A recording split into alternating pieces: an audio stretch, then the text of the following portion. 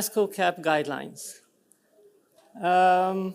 Find the number of cells with each staining pattern compared to the 10% threshold, and you have the HER2 score.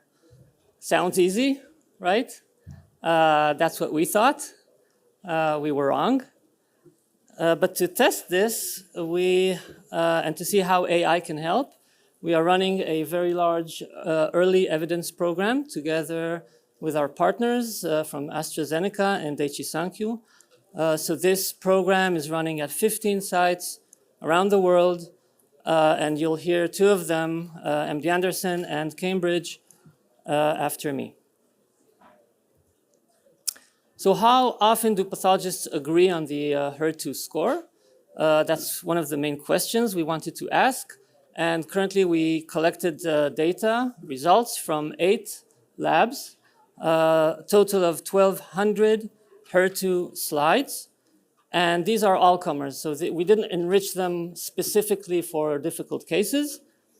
All the pathologists participating in this program received training and were requested to strictly follow the ASCO-CAP guidelines. So no other clinical considerations or anything else, just the guidelines. And these are the results. On average, pathologists agree on the HER2 slide level score only 77% of the time. And that's quite low. And of course, this could have implications on treatment decisions and so on. So why is the concordance so low? There are, of course, many explanations, and here are a few. So challenge number 1, we have various types of tissue preparation artifacts, like torn tissue, folds, out of focus, and so on. And maybe more importantly, there are staining artifacts. So for example, if you have basal staining or cytoplasmic staining, you need to ignore those, and you need to only look at the membranes between the cells that are stained. So that's one challenge. Another challenge is that you need to find all the invasive tumor areas, ignoring, of course, DCIS, and then you need to estimate the percentage of cells across the whole tumor, which could be very difficult if you have a large tumor. And maybe even more difficult is that sometimes the staining isn't uniform across the tumor. So you could have different distributions, different staining patterns in different regions of the slide.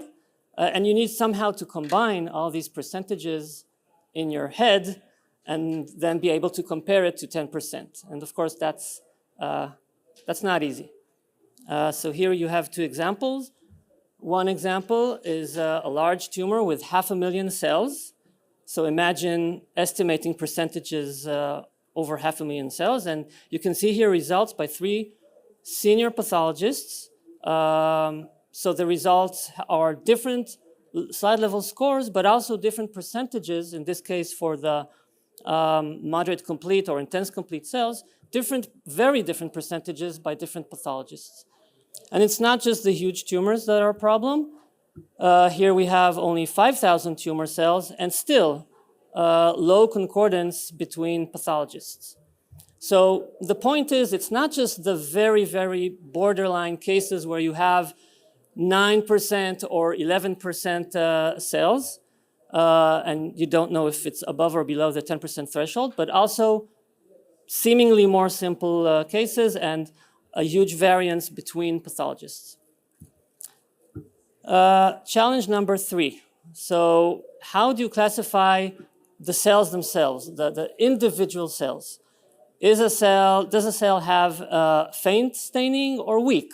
Is it moderate or is it intense? Is the membrane complete? Am I seeing cytoplasmic staining, basal staining, or is it true membrane staining? So what we did, we selected several slides and we marked regions of interest, ROIs, within those slides. You can see here an example. And we asked pathologists, again, very experienced pathologists, to annotate and label all the cells in those ROIs. And when we compared the results, we saw that sometimes the agreement, as in this case, was as low as 30%. So only for 30% of the cells, the pathologists agreed on the staining pattern of that cell. Of course, not all of these differences have a clinical meaning. For example, if it's a moderate incomplete or faint incomplete, it doesn't really matter, but it does show you the subjectivity of identifying individual cells. So to address these problems, of course, at Ibex, our solutions are to use AI. So we have the Galen platform with AI algorithms for prostate, breast, and gastric H&D slides. And these solutions are deployed around the world, used in clinical practice. And specifically for breast, the AI on the H&E can identify more than 50 different morphologies or features. We have very high accuracy for morphologies like invasive carcinoma, DCIS, many others. Maybe some of you attended the symposium yesterday, so you heard about these solutions. So what we did, we added AI for HER2 to our Galen breast platform. How does it work? So the first step, we use a machine learning model that identifies the tissue as well as out of focus tissue that we want to ignore, and different types of like background artifacts like cracks, air bubbles, and so on. Once we have the tissue, in step 2, we exclude the on-slide control. And then in step 3, we run an AI algorithm that identifies the invasive carcinoma. This model is basically, it's based on our H&E technology. So it too can identify different morphologies, not just invasive tumor. Of course, specifically here, we made sure that it can identify DCIS very accurately, so we can ignore it from scoring. Sometimes it has a different staining pattern. This algorithm, this AI, was trained by pathologists using more than 20,000 annotations, so annotated areas that were labeled by pathologists. Then we take the invasive tumor that we detected, and inside those areas, we run another AI algorithm, a different one, which identifies the individual cells, the tumor cells, and classifies their staining pattern. Is it faint? Is it moderate complete, intense incomplete, and so on. So actually, it supports all the major staining patterns, and it can also identify different types of artifacts, like ink and cytoplasmic staining, and so on. This algorithm, just to give you a sense of the effort, it was trained on more than 400,000 cells that were manually annotated by pathologists. Finally, in step 5, we just count all the cells, and we follow the USCAP guidelines to reach the slide level score. Here's an example. Okay, so it'll be difficult to see on the screen, so yeah. But trust me, we have the HER2 slide. Then the AI runs on that slide. It identifies the control on the right side. And in the middle, you can see in blue, that's the invasive tumor. If we zoom in, okay, that's a little bit better. Then you can see a mix of tumor cells. So those that are not stained are marked by blue circles. Those that the AI thinks have faint staining are in green. Yeah, and on this screen, maybe barely perceptible is really barely perceptible. But yeah. And then we have the small black dots, which are the non-invasive or non-tumor cells. Okay, so how does the AI handle all kinds of challenging cases or problems that we encounter in these slides? So here you have two examples. On the top, you see a tissue that is slightly out of focus, and the AI found this invasive area, but it marks all the cells with these small purple, you can't see that they're purple, but they're purple circles, which means that they are unclassified. So if the AI thinks that it cannot reach a reliable classification, it just ignores those cells. It's better than to give an incorrect classification. The second example is, has a thick and somewhat crushed tissue. So some of the cells, the AI was able to classify as not stained cells, but those that have some brownish background, the AI wasn't sure how to interpret them, and it, again, marked them as unclassified cells. So it's important for AI to know its own limits, not just to give an answer always. Next, we have staining artifacts. So the first example, we have basal staining. I don't know if you can see it, but the basal staining is still mostly ignored by the AI, which classifies the cells as not stained, so blue circles. And the example at the bottom, so we do have some faint cells. You see membranes, but some of the other cells only have cytoplasmic staining, and they are classified correctly as not stained. Invasive area detection. Here we have, I think, very nice examples. One is a 3+ slide, the other is a 2+. And in both cases, the algorithm was able to identify the invasive part. I hope you can see it. And very elegantly skip the DCIS. Another nice example. So here we have the H&E slide. The H&E AI algorithm detected the DCIS, which we can clearly see. But if we zoom in, we see a microinvasion, and they're caught by the invasive heat map on the H&E. And if we look at the HER2 slide, this is really cool.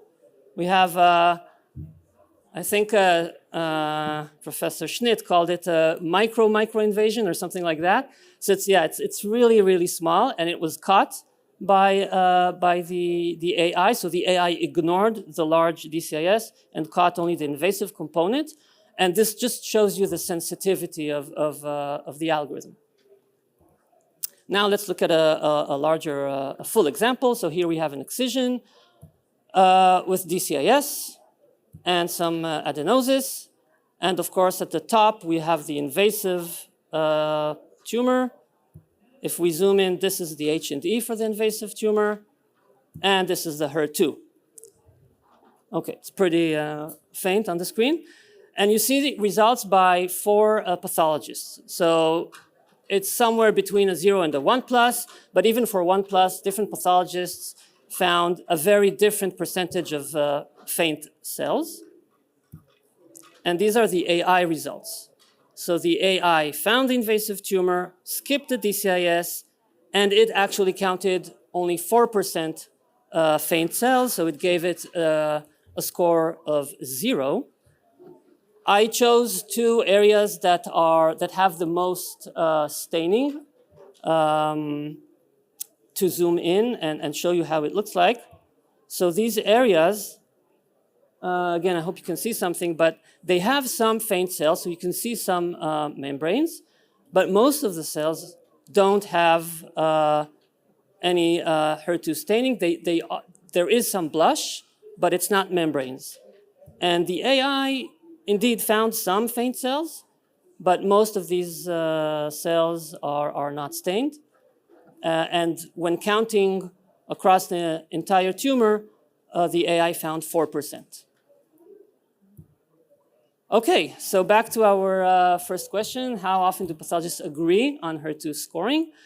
So we took the same cohort as before, the 1,200 cases from 8 labs. And this time we had 2 arms. So the readers reviewed the slides with and without AI. And we compared the concordance between pathologists in each arm separately. And the results are these. So again, without AI, low concordance around 78%. With AI, the concordance increased very, very significantly to 90%. So we have a very significant increase in the consistency of HER2 scoring, which then allows us to, to do lots of things, to train better, to realize what is the actual accuracy of these pathologists, and so on. And finally, the conclusions. So first of all, HER2 scoring is challenging, of course, due to various reasons. And the result is that we have low, I would even say very low inter-observer agreement, typically between 75 to 80%, even between very experienced pathologists. This is challenging even, for example, if we want to establish a reliable ground truth to check the performance of AI or pathologists. How do we establish a ground truth with this kind of agreement? Is majority of 2 out of 3 enough? I'll leave that as an open question to the audience. Ibex developed a fully automated AI-based solution for HER2, and I showed you some of the capabilities and how it can cope with challenging cases. And it was trained on very diverse data sets. And the benefits, we saw significant increase in consistency and in concordance.